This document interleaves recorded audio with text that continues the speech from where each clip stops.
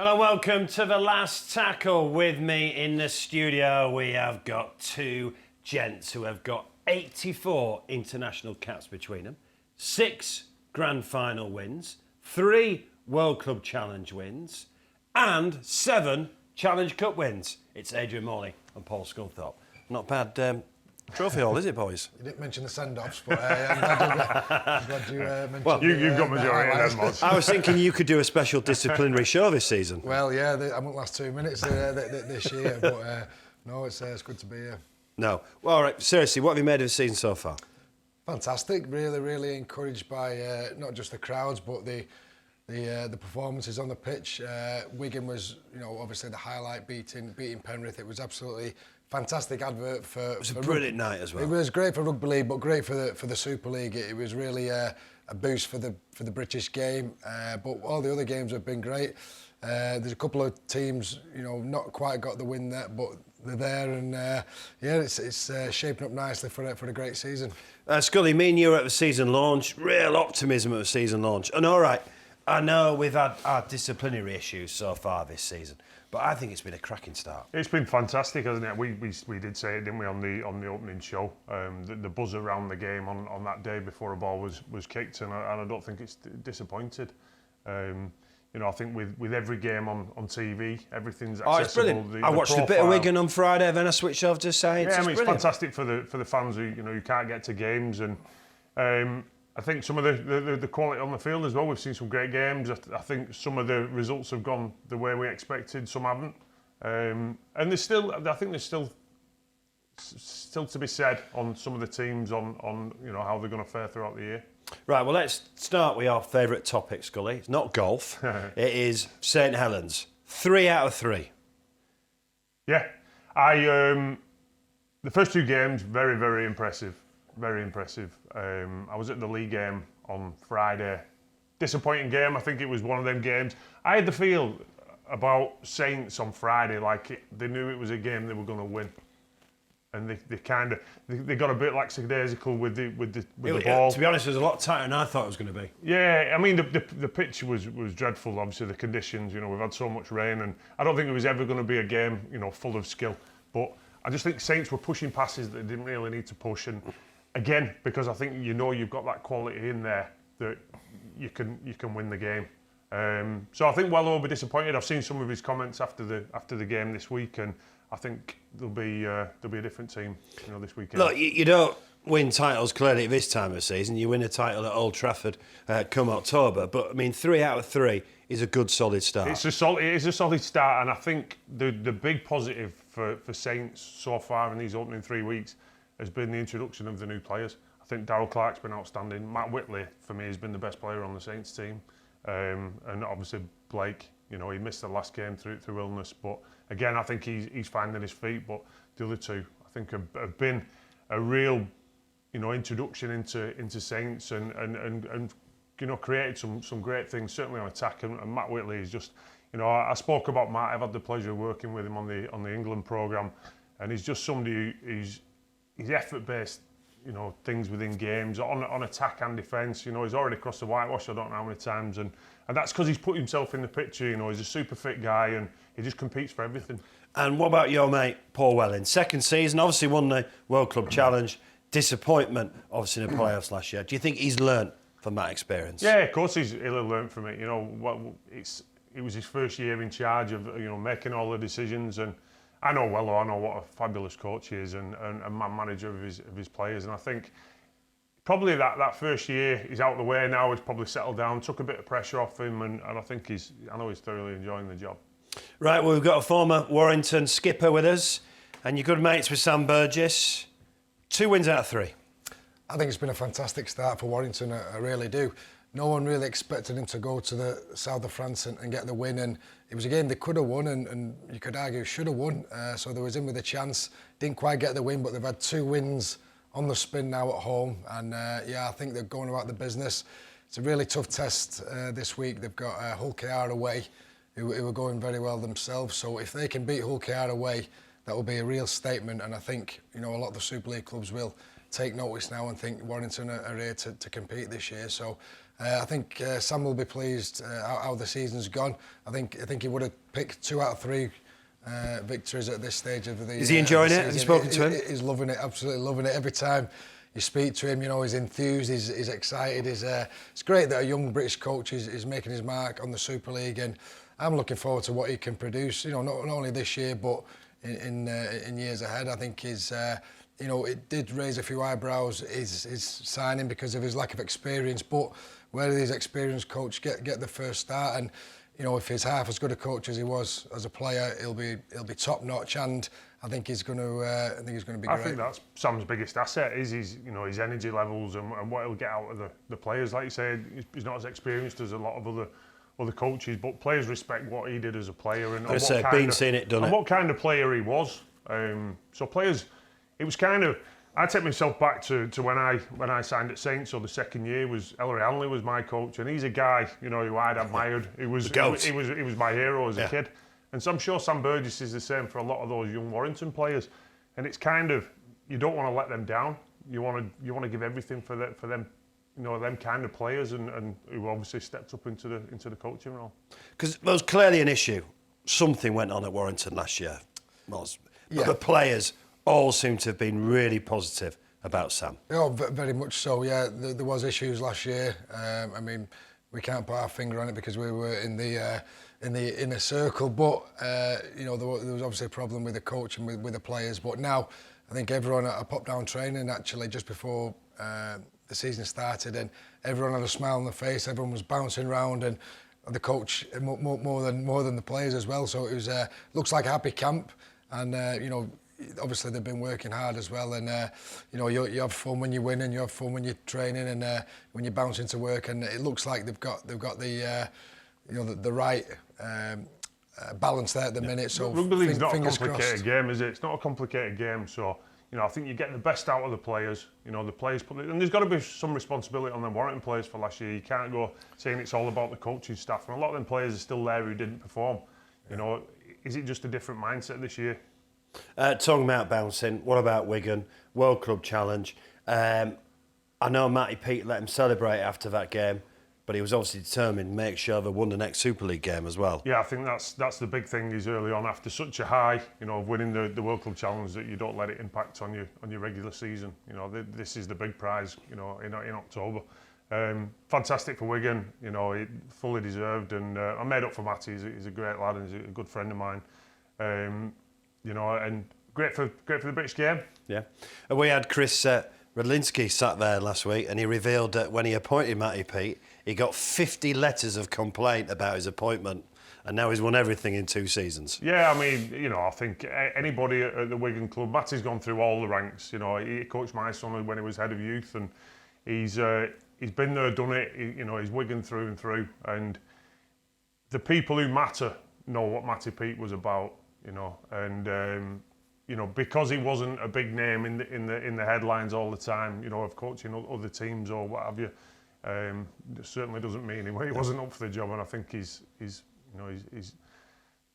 job in charge. They're the team to beat this year. Look, I know, obviously, you're saying allegiances, but Wigan are the team to beat this year, aren't they? No, we said it on the opening, launch day, didn't we? Wigan were the favourites, and rightly so, and they're the team to beat. I agree. There was, they were champions last year. There was fantastic last year, but the signings they've made are all quality.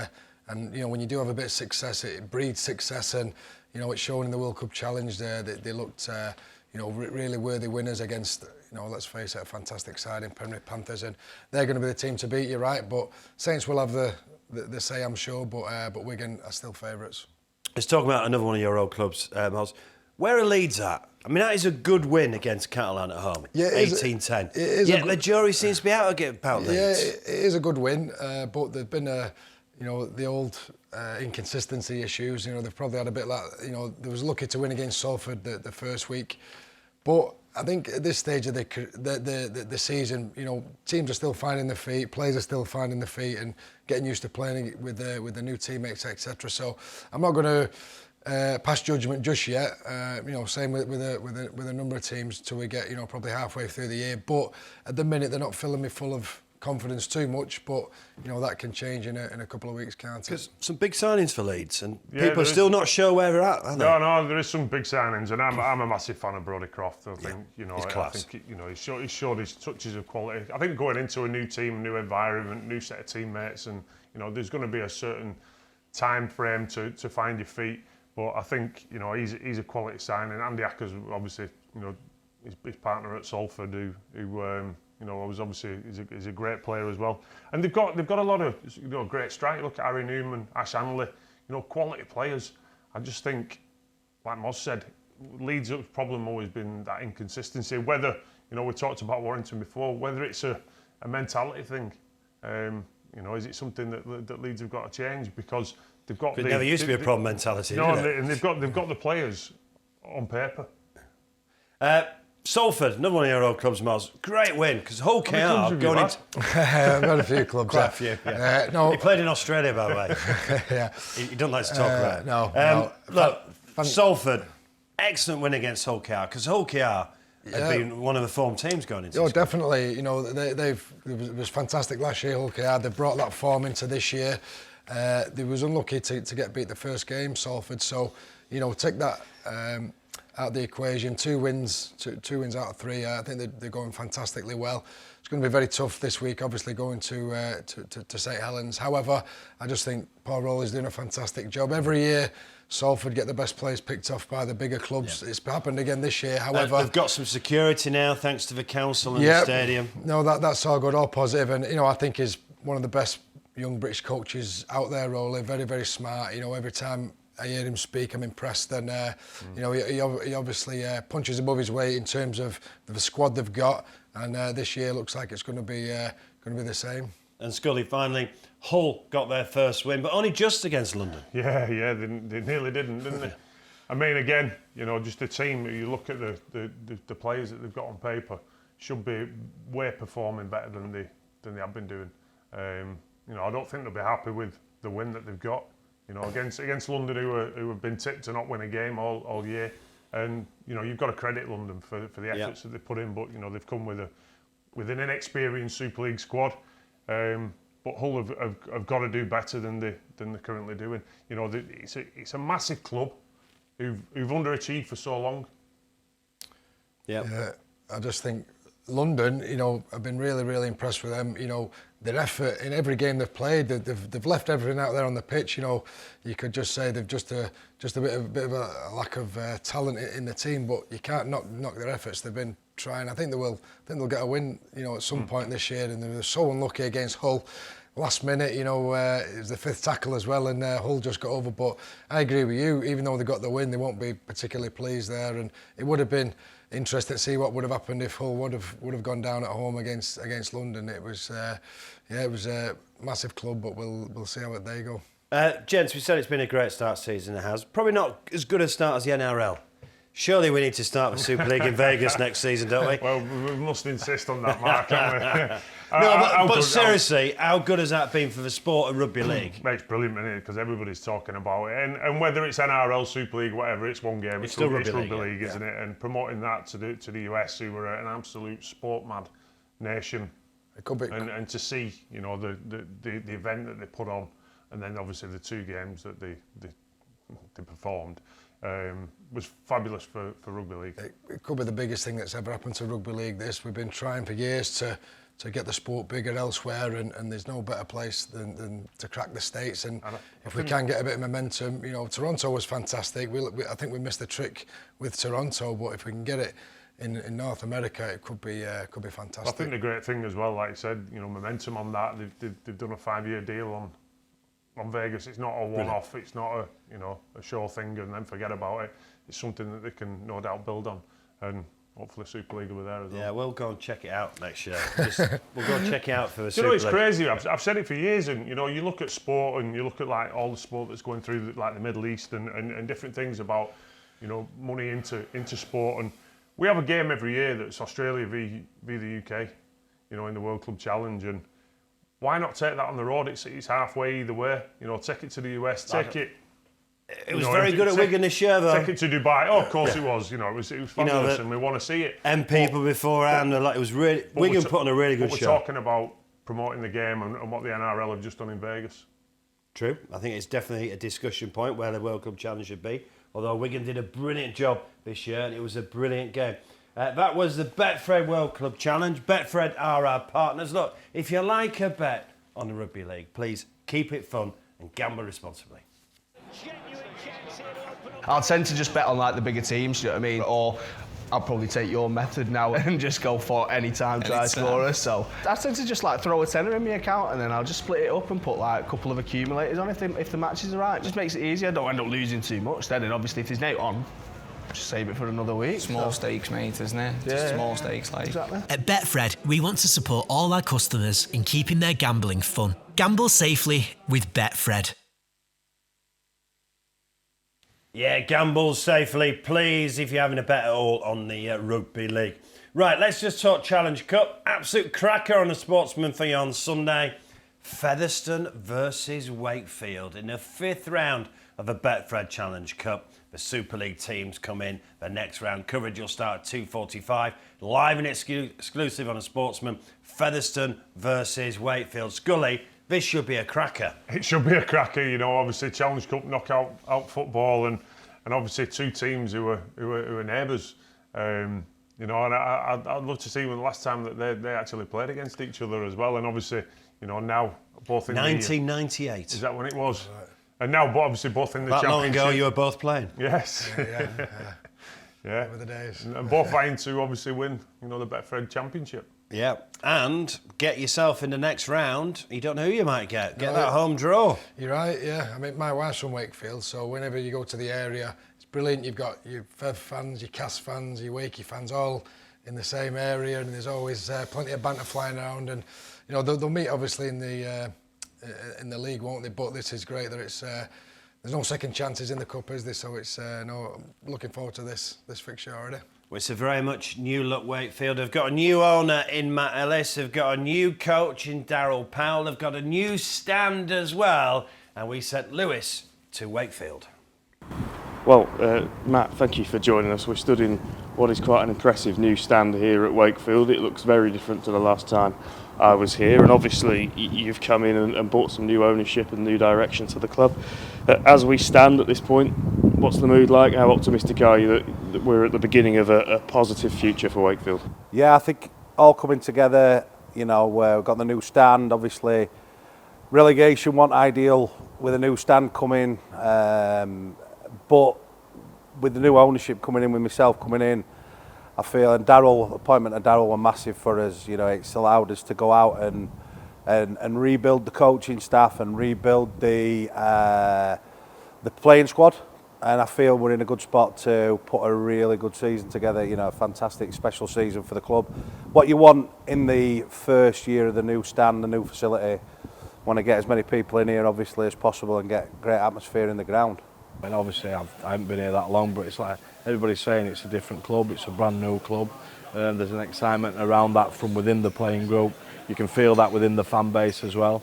Matt's saying all the right things, and now it's about us putting it on the grass and delivering from a performance perspective. There's going to be some tough challenges, and we know we've got a target on our back, but we can't do much about that. We've just got to go and deliver on our standards and be the very best we can be. We've had a long time of struggling, a few good years out of the last 20, but you know, we've never really looked like winning something apart from a couple of semi-final, semi-final to my memory. But it's going to be, you know, the aim of this year is simple. It's we get back into Super League, obviously through IMG, but we don't want to just have it as IMG. You know, I've said it before. We want to win the league. You know, we want to win the competition. We're setting out strong. I didn't want to come in and try and be clever with it and go, we'll just, you know, concentrate on IMG, not on the field. I wanted to come in and spend the money, invest in the squad to make it a special season. You know, first season with a new stand, new hospitality, new team, new ownership, new coach. And we've got to win it. You know, we've got to go out there and prove it, haven't we? You know what I mean? On the field, that's what matters. So, you know, we're definitely aiming for a grand final. I believe the grand final, if it's the same as last year, might be. Yeah, that's what we're going for. we're not underestimating anybody. It's going to be a tough league, good teams. Looking forward to going to the new, around these new stadiums I've never been to watch Wakefield play at, and let's get a feel-good factor back this year. It should be cracker Sunday, Featherstone versus Wakefield, live and exclusive on the Sportsman on this channel. And the beauty of Rugby League this season, we've got the games on the Sportsman and all the matches are live on Sky. So we've got 6 matches to look forward to. Thursday night, it's Hull KR versus Warrington Wolves. Right then, I think this is fascinating from a Warrington point of view, Moz, because obviously, like you said, Catalan's away first game. We're expected Yeah. to... Now you've won your 2 home games. Yeah. So this feels like a proper barometer where Warrington are now under Sam Burgess, away at Hull KR. Definitely, and this is the tie of the round, in my opinion. I think it's really Agreed. 2 evenly matched sides. I think Hull KR will be smarting from the loss last week against Salford. So it's all down to Warrington to go and perform now. And if they do get the win, people will be really talking about them now. But it's going to be tough. But it's a flip of the coin, really. I can't really choose this one. But it's going to be a tough test for Warrington. Scully of late, I've been really impressed with Mikey Lewis. Yeah, He's been outstanding, hasn't he? I think the confidence that he took off the back of the Tonga series, in the autumn as well. He's just an outstanding player. I love him. I love a scrum half who runs with the ball, who takes people on. He's aggressive as well. He's a competitor in everything that he does, be it attack and defence. Great kicking game. And I think he's really stepped up to that leadership role at Hull KR now, and he's been a big indicator on their performances. Thursday night, live on Sky, Hull KR versus Warrington. 3 games live on Sky on Friday night. Let's start with Castleford versus the Huddersfield Giants. I know it's early days. This just gets a feeling of a big game for Castleford. Yeah, I think it's a big game for both. Because I think it's a must-win game for Huddersfield. The investment that they've had, and they're underachieving this year so far. Coming off a big loss against Wigan, obviously last week, and Castleford. I don't know how much was expected of Cass this year, but again, it's a game that they'll be targeting on the current form of Huddersfield that they need to start picking points up. Cass versus Huddersfield. Yeah, I think Cass have been playing well in patches, but they've not been doing it for the full 80 minutes. So if they're ever going to pick a win up, it will be against Huddersfield, you could argue a little bit out of form at the moment, but I agree with Scully. I think they need to a bit of form, Huddersfield, because they have got a fantastic squad, great coach. So they need to get back to winning ways. But I just think Huddersfield will be too good. I think Ian Watson will get it right, and this could be the start of their form and start picking up the wins. Also on Friday night, Lee versus Leeds Rhinos. Lee have got injuries. Yeah, they have. They've picked up some big injuries, haven't they? Obviously, Pape and then a couple more, obviously in the Saints games. Asiata. Yeah. But it's going to be a tough game for Leeds as well. Going to Lee again, coming off a loss. They've not won a game this year. Obviously, missed a game through the World Club Challenge, but. I think if Leeds are set to make a statement, I think this is a game that they've got to win. And I think, again, can they build on that performance against Catalan and show that consistency? What we used to do with Leeds. Leeds. Yeah, I think you can see a win coming from Lee. They have competed well in the 2 games they have ultimately lost, but I just think they've got some quality players. They were very, very good last year. This could be a case of second-year syndrome where all the other clubs, realise how they're playing and what the players are capable of. But I think it's going to be tough for Leeds. It's a tough place to go, especially when the crowd are in there and Derek Beaumont gets all the bands on and to power's on as well. And is that to power on? Yeah. But I it's a tough one. This, I can't really pick this one, but it's really compelling. I think it'll be really, really interesting to see who comes out on top. Also Friday night, St Helens versus Salford. Is this 4 out of 4? Hopefully, with my Saints hat on, but I think it's going to be a tough game. It's going to be a very, very tough game. I expect a better Saints this week than we saw last Friday. But Salford are in great form and they're playing well, and You know, I think in Mark's Sneed, they've got the best kicker in Super League, be it out of his hands or off the floor. You know, his kicking was outstanding in that win over Hull KR. And in the wet conditions and looking at the current Saints field, you know, that's going to play a big part of it. So Saints have got to be good. I think they've got to be clinical and you know, control the ball. I was really impressed with Salford's defence last week against Hull KR. I thought they were fantastic. That's what won them the game, really. And they have competed very well against Saints in recent years. So they'll go over to Saints confident. You know, they'll need to be very, very good. We know how good Saints are as a club, but I think it'll be close. But I think Saints will be just a bit too good on the day. But I think they'll compete well, Salford. But I think it might be a step too far.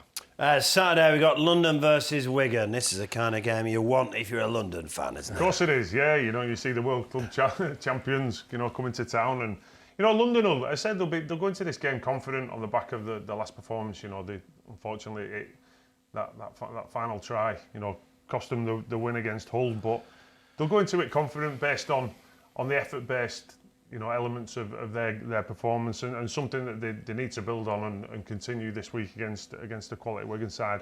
I just think quality tells in the end, and I can't see anything other than a Wigan win. Yeah, 5,000 last home game, very good for London Broncos.